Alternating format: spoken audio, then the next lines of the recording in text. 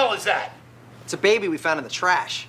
If there was any sort of message I wanted to convey in my videos, is that I'm poor. I mean, I play budget decks. But my lifestyle's made me dismiss a few obvious things, such as X-Antibody and Mother D-Reaper, which this comment graciously pointed out. And yes, I know X-Antibody can increase the numbers underneath Mother D-Reaper, which turns Reaper on quicker, turns Gate on faster, and still put Optimizer in my garbage can. But in honor of budget decks, I'm taking a look at a deck, if you can call it that I built out of bulk in my locals. Yeah, you know the one that the richest players leave their $3 SRs, so we at the bottom can know what shiny cardboard really looks like. Yeah, I built this deck with $6. Introducing Argomon, the mon in the thumbnail.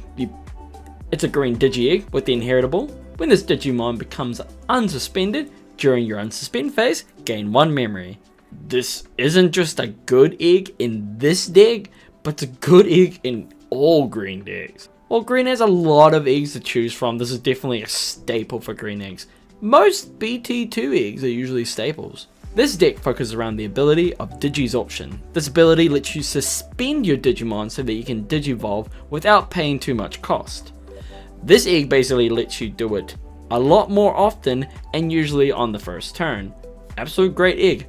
Most green players even max out on this one. And if you're playing a dedicated Argomon deck, you also should max out on it. Next we have Argomon. It's a level 3 green Digimon with 2 play costs, 0 to Digivolve, 3000 DP, and no effects! Yeah! So yeah, that's something unique about the Digimon. They're all named Argomon. And weirdly enough, despite this card having no abilities, it is an excellent rookie in Argomon decks. Basically, you want to hard play this card usually, or you can even Digivolve it on top of another Argomon. Yeah, if you're playing a Digisorption deck, run max copies of this or any other card that you can play for really cheap in green. Next we have Champion Argomon.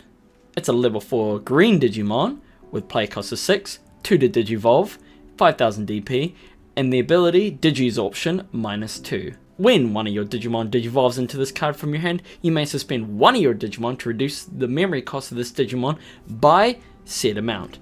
This is your stock standard Digisorption mon. While there are a few green Digimon with Digisorption, this is the only level 4, and one of the few cards that can let you Digisorption for free. Most Digisorptions are usually lower than the Digi-Evolution cost. Since you can suspend itself when Digivolving, this works great with the egg and even better with the rookie. Since you can suspend itself when Digisorption, it works great with the rookie that you would on play and great with the egg as well. The numbers running this card is kind of debatable. I personally run it at 4, but being a level 4, it doesn't take full advantage of the Digisorption. More often than not, you'll usually Digivolve this card in the breeding area, which means you can't activate Digisorption.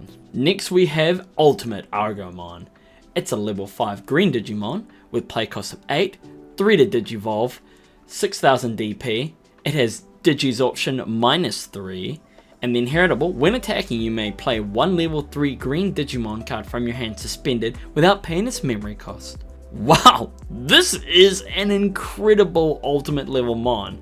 Digisorption for its entire Digi-Evolution cost, and has an excellent inheritable. Very rare in BT2 to have both an inheritable and an ability. The inheritable is absolutely amazing for the boss mon, as well as swarming the board, and also it does not prevent on play abilities, so you could run Tentomon for example.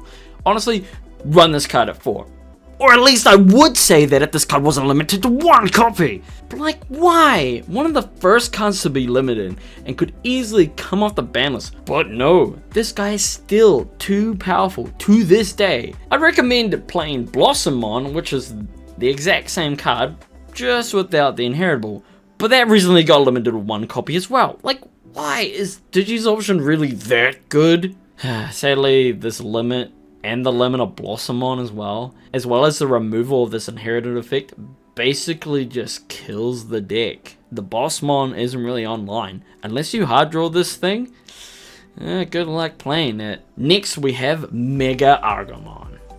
It's a level 6 green Digimon with a play cost of 12, 5 to Digivolve, 11,000 DP, has Digisorption -3. During your turn, for each of your other suspended Digimon, this Digimon gains Security Tag +1. Yeah, this is a good green mon for budget players. A Mega that can Digivolve and only costs 2, and has multiple security attacks? That can be so crazy early game. This card thrives on being able to be played so early that your opponent can't respond to it, and most likely loses 2 to 3 security. It's not like Argomon where it counts itself with a suspended Digimon, but +1 security attack if you have another suspended Digimon is really good. There's just one small flaw with this Digimon. It only has 11,000 DP. I've used this deck a lot, and losing to the standard 12,000 DP boss stats on most decks is very annoying. This still has an upside though. This having Digisorption itself makes it a very decent bridge for level 7s. I'm talking Chaosmon or Quartzmon. Honestly, a very solid mon for budget players. Next we have another Mega Argomon. It's a green level 6 Digimon with 13 play cost, 4 to Digivolve, 11,000 DP, has Digisorption -2. When Digivolving, suspend all your opponent's tamers. All turns, your opponent's tamers don't unsuspend. Their final Digimon is a Mega. Again, yeah, they never made another line for this guy. This is a weird Digimon. They did see relevance during hybrid formats, to a less than stellar degree. It still keeps its Digisorption ability, which helps bridge to level 7s like its previous cards, but then it becomes a Floodgate Mon with a really strange effect. Sure, this card prevents hybrid pushing, but it doesn't stop Tamer's effects themselves unless the effect involves suspending themselves. So memory fixes aren't affected or anything like that. It also doesn't hit new Tamers, just the ones that are currently on the board, unless they suspend them later on in the game.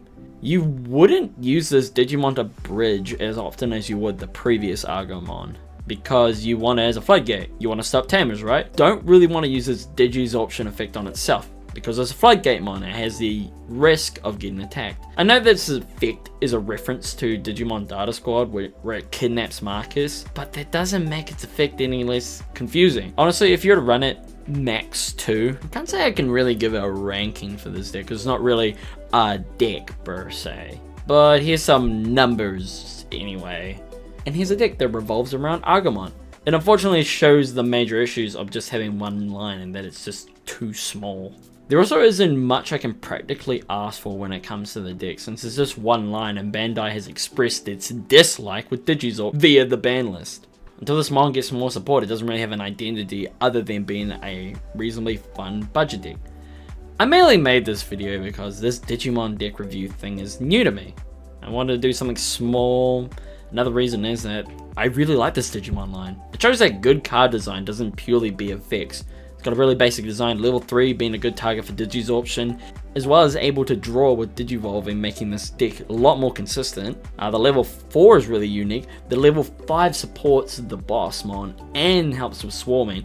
And the level 6 is just a good bridge for level 7s. Argomon itself is a very interesting Digimon, from it supposedly being a movie superstar in the Data Squad movie, for it being a stand-in for Argomon in the Digimon Adventures remake. This Digimon has fans. I hope it gets the respect it deserves and more support in the TCG.